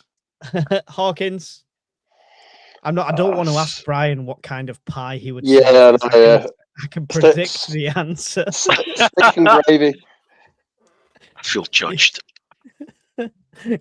Sorry, what did you say, Hawkins? Steak and gravy, mate. We'll keep it PC. Steak and gravy. Go on, Brian. Well, what kind of hairless pies would you say? You uncouth yob. No, I don't even have any free Bentos pies in stock anymore. I went from a stack about 20 to 30 high to none. I don't stock any. Not one. Shocking. So I've none. Why? The shelf life wasn't that great. There were many explosives trying to cook them unless you've got an oven. Nah, I just changed away to something that was a bit better. So I ditched them in their entirety. Interesting. Andy, do you need an answer, or are you the same as me? Gala's pies, is that the answer? Yeah. 100%, mate. Yeah, those lamb and mint ones. Yeah, they were spot on. Check. Thank you, Gala, for the £5 super chat. Sorry to everyone else. He jumps the queue with the super chat. I've got to ask: is it Gala or is it Galah? Is it Great Galah? Like the Aussies say, you Great Galah. I don't know. I mean, we've all met him. We know his real name, so I would call him that. Yeah, Pie Man. That's the Rodney. real name. John Pyman. Thank you for the question, Resilience Man. Any of you guys in the UK get any chance to play Pathways? I've no idea what that is. Anyone got a clue? No clue. You'll have to give us more of a clue. Sorry, Rob. Question for John. As someone with a bit more insider knowledge, would he say people should start to prep now? Well, absolutely. Start prepping 5 years ago, but no, seriously. Everyone has roughly 3 days of food in their house. It's the water that would be the issue. You're going to have enough in the cupboards. There is a section of society I know that has absolutely nothing and lives day to day. But I would go just do it small increments. Just think, what do I need for 3 days? What do I need for a week? What do I need for 2 weeks? And just do it gradually. That's sort of standard prepping stuff, really. There's nothing I can really add above what's already known. Do you actively try and promote it in any way, John? Do you tell family, absolutely. friends? Oh, no, I don't. Sorry, no, I don't promote it with family and friends. Mrs. Welsh Pepper's on side. She's a little bit more positive than ambivalent. So that's, right. She's sort of a little bit more than tolerant. I do try and promote it within my work. I have banged on about the Scottish government, making the 3 days food and water request, shall we call it, to households. I almost every week I pull my hair out over it. It goes, I put papers up to ministers, and it just gets ignored. So there is work. The civil service is doing work on your behalf to try and convince ministers that something needs to be done. I think the traction is getting there. I think we've reached a turning point at a government level, is that they're slowly realizing that they can't just ignore it. That isn't visible to the public, but yeah, the wheels are starting to turn.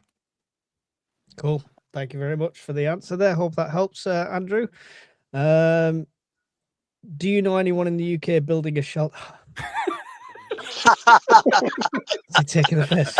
Is he taking the piss? Fool me once.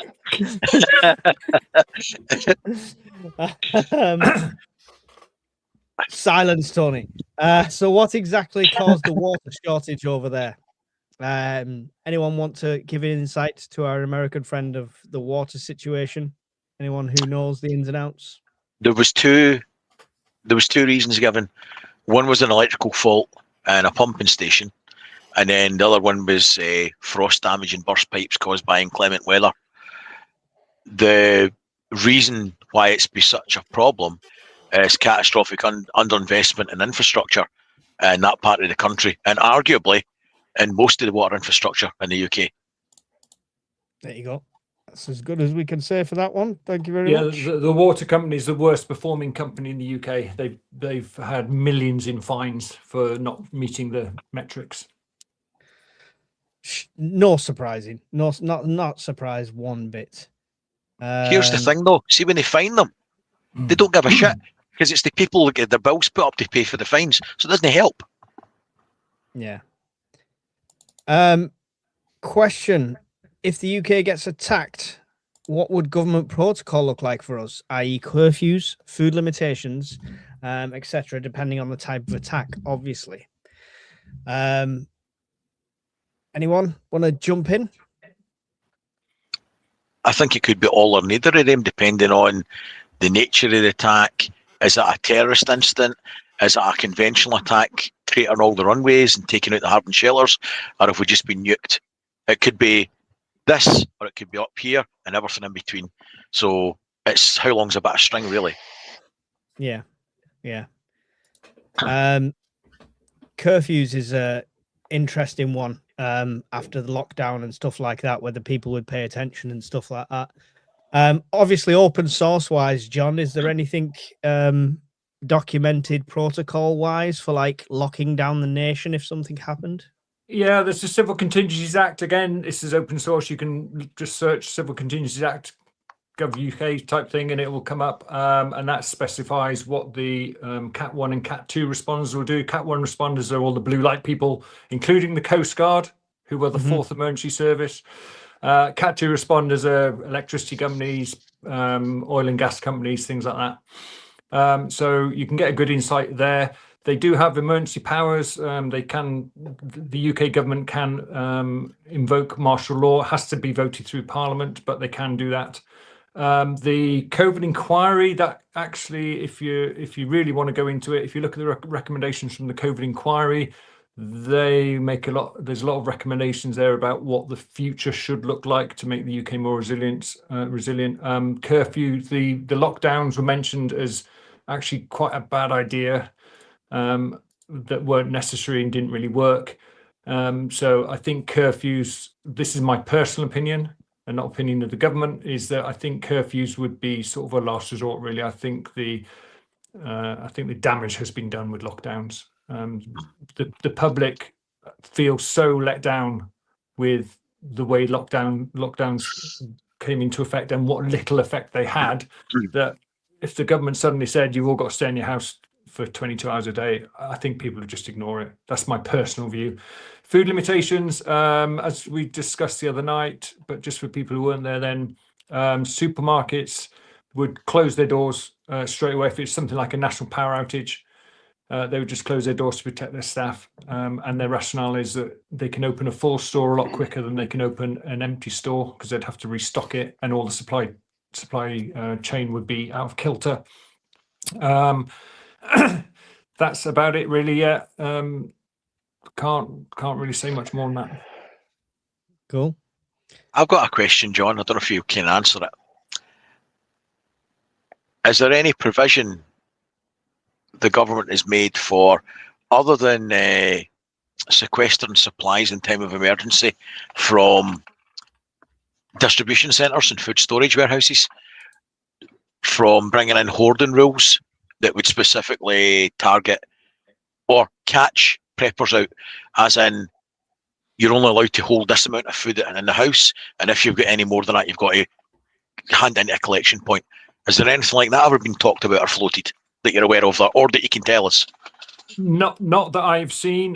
Just going back to the distribution centre thing, the government can, under emergency powers, put them under government control so they can effectively requisition them and distribute them as they see fit. There was a storm in Scotland maybe 3 years ago where the government directed Co-op and Tesco and all those sorts of supermarkets what food to send north on the train because the M6 was closed at some point. So they basically had a massive goods vehicle train and they put eggs, bread and milk on it.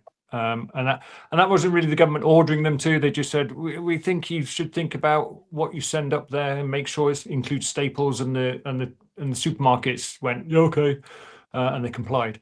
The problem we would have is, as we discussed the other night, who would distribute the food. They can requisition as many distribution centres as they like, but if the supply chain is collapsed because the lorry drivers are on curfew, or all the power's out and all the roads are closed, that's the issue, is getting it around, because the army aren't coming. Yeah. Cool. Hope that answers what you're saying there, Brian. He's just trying to find out if he's got a little dot on a map somewhere in a government office saying this guy has 327 power banks. Should we need them? It's not so much. Go on. I was going to say it's not so much that I don't think I'm on a target list for that per se. I think everybody in this channel is now on a fucking list, that's for sure. But I think bullying list apparently. Well, public enemy number one, Mike. I think. I know there is rules in hoarding in times of war and stuff like that. I wonder if they try and demonise you and say, if it was a protracted conflict, right? If it was a shit hit the fan event, everyone's busted, all bets are off. But if you were in a conventional war that went on for months, if not years, would they institute something along the lines of hoarding? You're not allowed to have any more than X amount of stuff in the house. Any more than that, it's going to get taken to a central collection point, blah, blah, blah. That's what I'm fuzzy on. But it would only be in a niche circumstance, like a protracted conventional war where they had enough command and control to actually do stuff like that. If it was shit at the fan, none of that would happen. Again, this is my personal view, not a view of the government, is that I think it would just be so difficult to logistically administer. They're not going to go after someone who's got even 100 cans of beans. They need hundreds of thousands of cans of beans. So they would target the distribution centres. They would also, we've seen it ourselves, the artificial rationing is introduced by the supermarket. We had a quote the other day where you couldn't buy more than 2 bottles of water. In your supermarket. So the supermarkets would ration it of their own volition. No one's telling them to do that. They're just trying to be fair. Like they did in COVID as well. That was like 2 or 3 tins per family, per person. Yeah. So the rationing would be introduced without the government having to do anything. Cool. Fair point. Awesome. Urban Prepper Detective, what training have you done to manage fear, anxiety for yourselves and more importantly, your family members if there's a serious situation? Andy? In terms of that, mate, like I've said before, but it's hard to say how you'll react unless you put yourself in those situations. Yep. You have to have been in certain situations, mate, to know how you handle fear, know how you handle conflict, conflict management, aggression, acts of violence. You need to be in those situations to know how you will handle them. And there's only certain ways, mate, you can achieve that. Go and work on the doors in Newcastle for 6 months. So I suppose the only training that I've done, mate, in terms of that is stuff I experienced whilst I was serving abroad. That's the only things that I've done that. And there isn't. I suppose you could read all the books, mate, you wanted, and you could do all the mindset stuff you wanted, but it's totally different, mate. Putting in the as soon as that adrenaline hits, you don't know, do you? Till that adrenaline. Exactly, mate. Exactly. They always say, mate, every plan's great till you get punched in the face, and it's true. You're going to think you're going to do X, Y, and Z, and then someone does, that's a D, and you think, where the fuck's that come from? And your whole plan goes out the window. So in the same respect, what we used to say, like for when I did kickboxing, that is like they want to get you in the ring as soon as possible so you can get punched in the face and you realize you're not made of glass, because that takes a lot of that fear and anxiety of that conflict away because you've been in that situation. So get punched in the face is our advice. Hawkins? I'm quite lucky, I suppose. I don't suffer from anxiety or anything like that. I don't worry about things. Fucking hopes for them. I quite enjoy it when things go Pete Tong. Yeah, I do well if accidents and things happen, like workplace accidents and things, sometimes quite large. Good, Jimmy's lost a leg. Let's get the tourniquets out.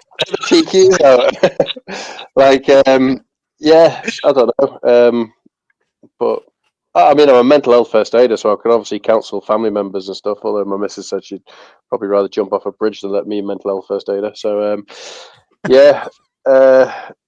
Don't put that line on your CV. Just throwing that out. That's the top line. No wonder nobody ever replies to my emails. Yeah, I think it's all down to the individual, and we're all built differently. We all react differently. Some people can be very anxious about things and worry and stress. I don't. Yeah, hopefully I wouldn't if there was a big situation. Cool. I think we're generally all kind of the same. You're not going to know until you're in that situation. Train, do what you can, put yourself in situations, you know, even like when I did, like if you do a long distance hike or anything like that, put yourself in them situations that you've still got a safety net, so you're not totally out there, but it will just give you a better feeling for that kind of situation. In the interest of moving forward, we'll try and get through these last few quick. No more questions, please, now, guys, because people need bedtimes.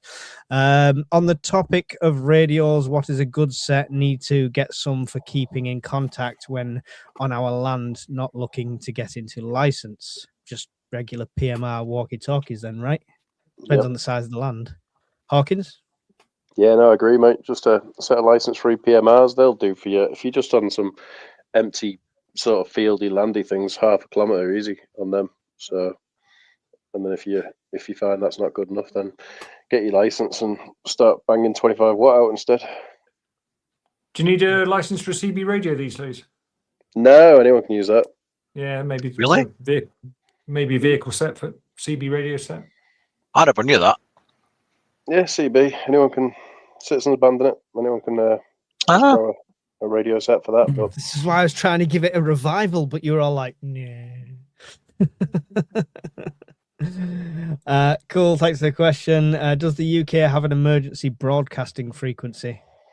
I'm feeling a theme going on for these last 3 questions. Hawkins? Well, funny enough, I was just reading an article that Droitwich shuts down this year, probably towards the latter end of the year, which is a shame because that's the long wave broadcasting thing down south for Radio 4. So effectively, once that's gone, the only things that will stay online are probably like your local BBC FM transmitters, which require all the individual broadcasting towers, which are dotted all over the place, to be kept up with battery or generator, and also the comms that are linking to them. So I imagine most of them now are probably a fiber link. So the telephone exchanges and stuff are going to have to stay up. So I do wonder if there was a nationwide grid down post Droitwich going down at the end of the year. I don't think the FM stations will stay on too long, to be honest. So what's the have you got any plans for that, John? Do you know of anything about this? Because obviously part of the kits is they always say to have a wind-up radio so you can figure out what's going on.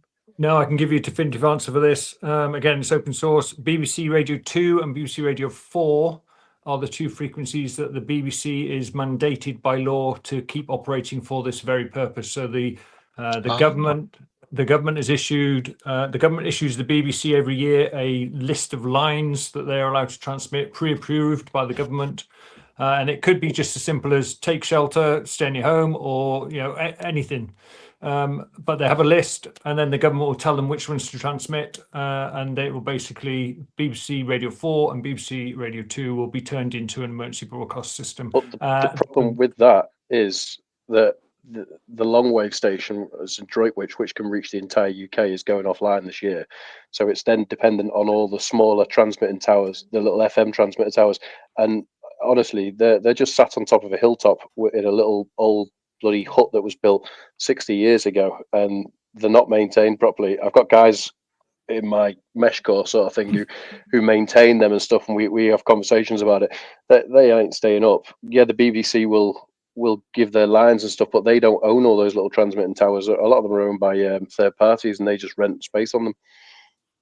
Yeah, it's probably one of these things we won't find out until it happens. But the BBC is legally required to keep Radio 2 and Radio 4 transmitting. I don't know for how long. Interesting. I wonder what if they'll put anything in place after it closes, the Droitwich one. It's too expensive to run, mate. It's too old. They don't make the kit anymore, all the spare parts for it. They've been using up everything to keep it going for so long, and it's like a 400 kilowatt, maybe more. So it uses a hell of a lot of power, and nowadays it just doesn't get the use. So yeah, off she goes. Cool. Wishful Bumblebee said Dorset grab bag guidelines say take enough for up to 7 days. How big of a bag do I need? If it's 7 days worth of food, then yeah, it's interesting. But if you did want to put a bag of 7 days, it wouldn't be impossible. But you need to really think about compacting that food down to something lightweight like freeze dried, or something compact like MREs. But even 7 days worth of MREs, that adds hell of a weight, wouldn't it? No, that would be a nightmare, mate. 7 days of, like, if you take the British Army rations, that would be a wedge of weight. It would be huge. You wouldn't have any other kit. It'd just be food and a cooker, and that's it. Yeah, it'd be some weight that. I think this is sort of local resilience forum stuff where they're expecting you to bug out to a centre, a welfare centre, Right. like a leisure centre where you're going to be provided with food and water. You just need to be able to look after yourself, hygiene, medicine, clothes, that sort of thing. So if you would say if it was for that, to follow that guidance, it wouldn't be food and water, it would be everything else kind of thing? It would be your personal effects for 7 days, yeah. Yeah. Sod that. Just don't go to a centre. Have another plan in place. It's particularly relevant in sort of Portsmouth and Plymouth, where they dig up a World War II bomb nearly every week. They found one last week, didn't they? They had a 400-metre exclusion zone. So it's that sort of scenario where you're out of your house for a couple of days as a precaution. That's what the guidance aimed at. There you go. What about Eastern European countries not in the EU? Can you buy from them? I think this was a question based on antibiotics, by the sound of it. Yeah. Oh, listen, follow the laws of the country you're in. We cannot advise you any different. And no medical advice here. It's just opinions. Yeah. What we do is not what you should do. Cadbury's cream egg, how do you eat yours? We all know how Brian eats his. Says. I think I've got piles now. Nice. Do they have a look at you to check? They have to look at you to check. I'm not sure what this is. Pass. It comes up with a question mark because they put a question mark on it. If war may have to evacuate children away from cities like World War II, do you think this could happen again? I imagine would be modeled partly on accepting Ukrainians into the homes model. I don't know. I don't think they'd get away with it anymore. It'd be like, I don't think it's even as soon as you volunteer to take children into your house, you'd have 3,000 paedophile hunters off Facebook outside. The Friends of Jimmy Savile Society for helping war orphans. Yes, exactly. Is there anything in place like this, John? Answer carefully. Not that I know of, and also it's either going to be the world is going to be turned to glass, in which case there's no point evacuating anyone, or it's going to be a hybrid attack where all the infrastructure remains in place. So I don't envisage a scenario like World War II where you've got 100 bomber raids over London. No. Needing to evacuate children. War's gone unless. Yeah. It's spread across Europe to the point they're on the French coast with short-range rockets and missiles and stuff like that. Then, yeah, I tend to agree. Different drones crossing the channel. Yeah, I mean, but don't forget them, mate. We've got Mike. We could just send them down there and they just start dropping out the sky. Like Moses. He parted the drones with flames. I mean, London is jury modelling, isn't it? So, it's not a bad thing. Yeah, we just write London off. It's fine. The Ghostbusters never advertised their number. Who you going to call? Nobody. Thank you, Phil. Insightful as ever. League of Gentlemen reference. If the government introduced conscription, would that include lads with autism? To a degree, yes, because everybody is kind of on the spectrum, so there'd probably be a benchmark. I would say it's going to be how capable you are and stuff like that. There's different levels of autism. My stepbrother is extremely high on the spectrum, but I've got friends that you wouldn't even know. So it's all going to depend. It'll be individual tests and stuff like that. It's a good question, though, Andy. What do you think the criteria for conscription would be in this country? Like 2 legs, 2 arms. Yeah, I mean, is it going to be as basic as that, or do you think they'd just go through the same sort of selection process as regulars? Is probably my question. I think you're going to have to go through, mate, the same. To be fair, mate, I'm thinking with common sense, so this is going to be the way it would be. Yeah. But How dare you? You're going to have to do the same medical standard, mate, because if you don't, the instant you get on the front line and start doing the fighting, all you are then is a liability. Yeah. And you're taking up more resources and you're taking up more people to fix what the issue is. So it's all good and well dropping the standard.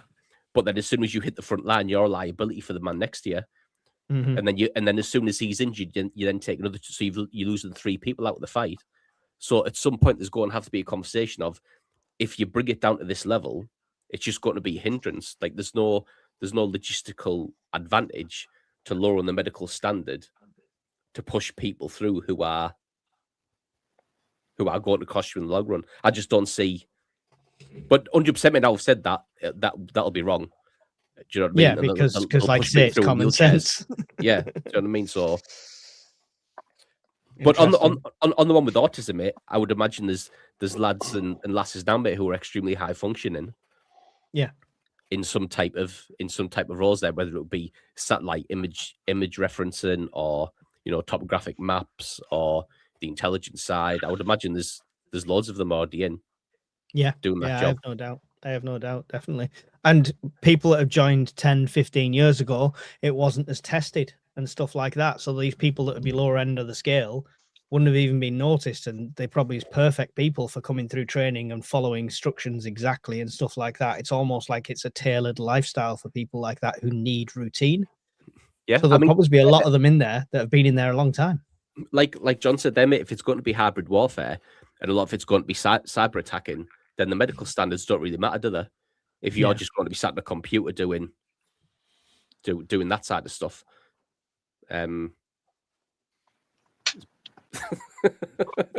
You flying a kite, Brian? No, I'm just pissed about with these. He's mesmerised. He's mesmerised me by the flashing light. Are we boring you, Brian? I switched off about 5 minutes ago. I'm like, fuck it. What time does Babecast start at the night? Screw it. Ooh, red thing. Oh god. I was in a happy place there. You just ruined it. But you put everybody else in a happy place who got to see your full screen going. Shiny. Shiny. Do you know, I was actually looking at rat packs and stuff up there, and I'm reading dates on them, and my fingers, I'm doing this with these little bungee cords. I'm going, I was away in one wee world. Excellent. There you go. Well prepared, is Brian. Well prepared. Gentlemen, before we close up for the evening, is there any questions you'd like to put to the panel yourselves before we end?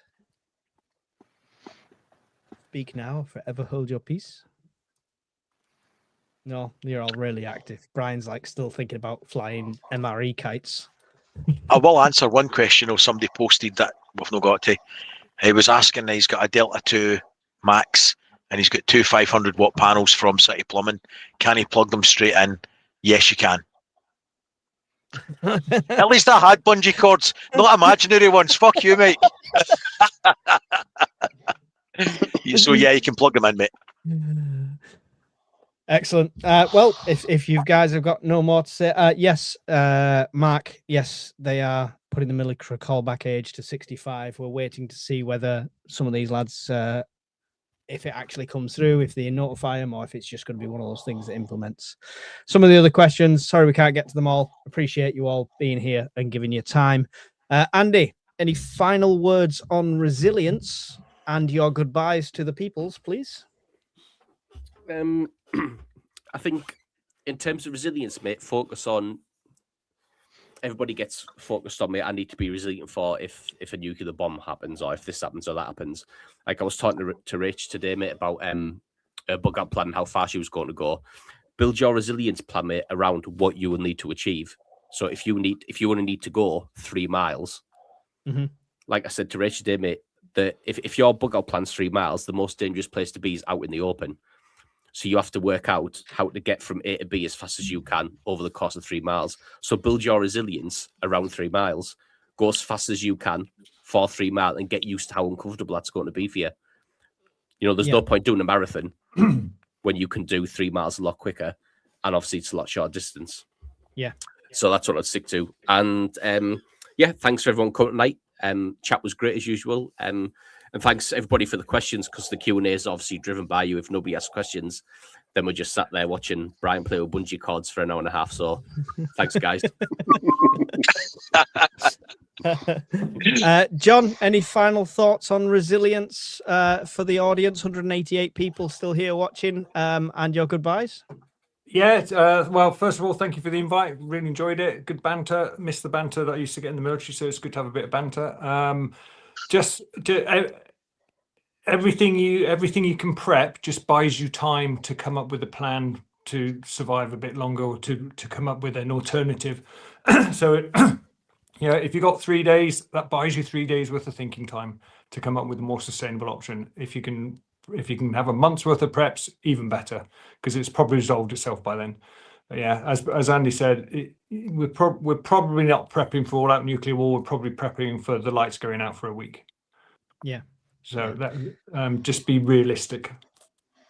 Excellent. Thank you. It's Thank been you. a pleasure to have you on here as well, John. Brian, any final thoughts? Not about kites or bungees, and your goodbye? Damn it. Just on the resilience front, and for me, resilience and confidence come hand in hand. So the more resilient you can be, and that starts from your first tin of beans to your first free workplace health and safety course you've been on, your first aid course at work. Every little skill that you gain, every conversation you have in Discord, or every chat that you link into and ask a question, it builds your resilience. And as your resilience builds, it builds your confidence. Because if something does go wrong, whether it's a power cut for a day or a week, the more resilient you are, the more confident you are, people will draw comfort from that round about you. And that's part of the battle. Excellent. Thank you very much. Hawkins, any final thoughts and goodbyes? Get your comms up. So anyone who's from like Darlington to Doncaster to Liverpool, that sort of area, North Wales, Stoke, is it? Whatever. Get yourselves on Meshcore, so I've got someone to have a bit of banter with when the power's out. There you go. When the power's out, not if, when. Yep. Thank you from me to everyone that's joined this evening. There's been well over 200 people in here the whole time, which is absolutely incredible numbers. You guys keep all of our channels growing, which is awesome, which gets the message of prepping and resilience out to many more people. We're all here to teach as well as to learn. None of us are experts, so we're more than happy for feedback. So leave comments and everything like that. Go and check out the guys' channels and come and join us on Discord. One little plug from me. I am doing the West Highland Way for charity for the Bradley Foundation for kids with cancer. I can't remember the name of it off the top of my head. Sorry, it's just gone out of my head all of a sudden. But it's a really good cause. I'm doing the West Highland Way in full kit. Hopefully Andy's joining me now. He's on the fitness wagon. So we'll get a couple of us doing it. Somebody has to record everything that's going to go wrong. Yes, he's gonna document my demise. There you go. Andy's gonna be there to document my demise for you. But yeah, you can donate through Just Giving, which is the best way to donate. If you can click Gift Aid and give the details, the government put a bit towards it as well, which is awesome. If you don't want to do that, PayPal's the option as well. So loads of ways you can donate. And yes, if we raise, I put a thing on the Discord before, much to people's delight.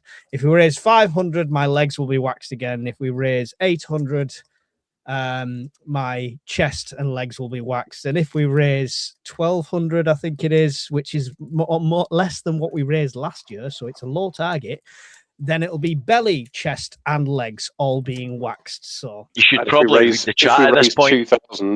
2,000. Brian gets to do it with contact adhesive. I should probably read the chat at this point. And if we get to the Brian will wax Mike live on air. No, he won't. No, he won't. But yeah. All the links can be found in most of my videos and stuff like that, or Miss Worm will have already posted links in there as well. So I do appreciate every single one of you, and don't forget, like, share, subscribe, whichever channel you're watching on. We really appreciate you being here, and we'll see you in another Fireside really soon. Goodbye. There's folks. In the glow of embers dance, we've prepared for every chance, living simple, living true, with the dream we all pursue.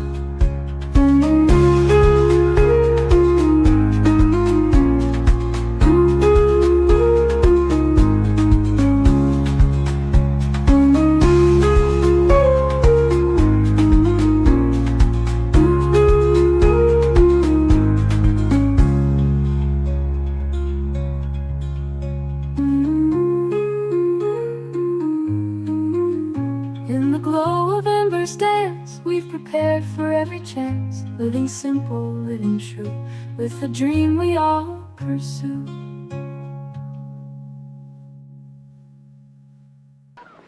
I'm Brian! I'm Brian! I'm Brian! I'm Brian! I'm Brian, and so's my wife! Right, take him away and release him. No, I'm only joking. I'm not really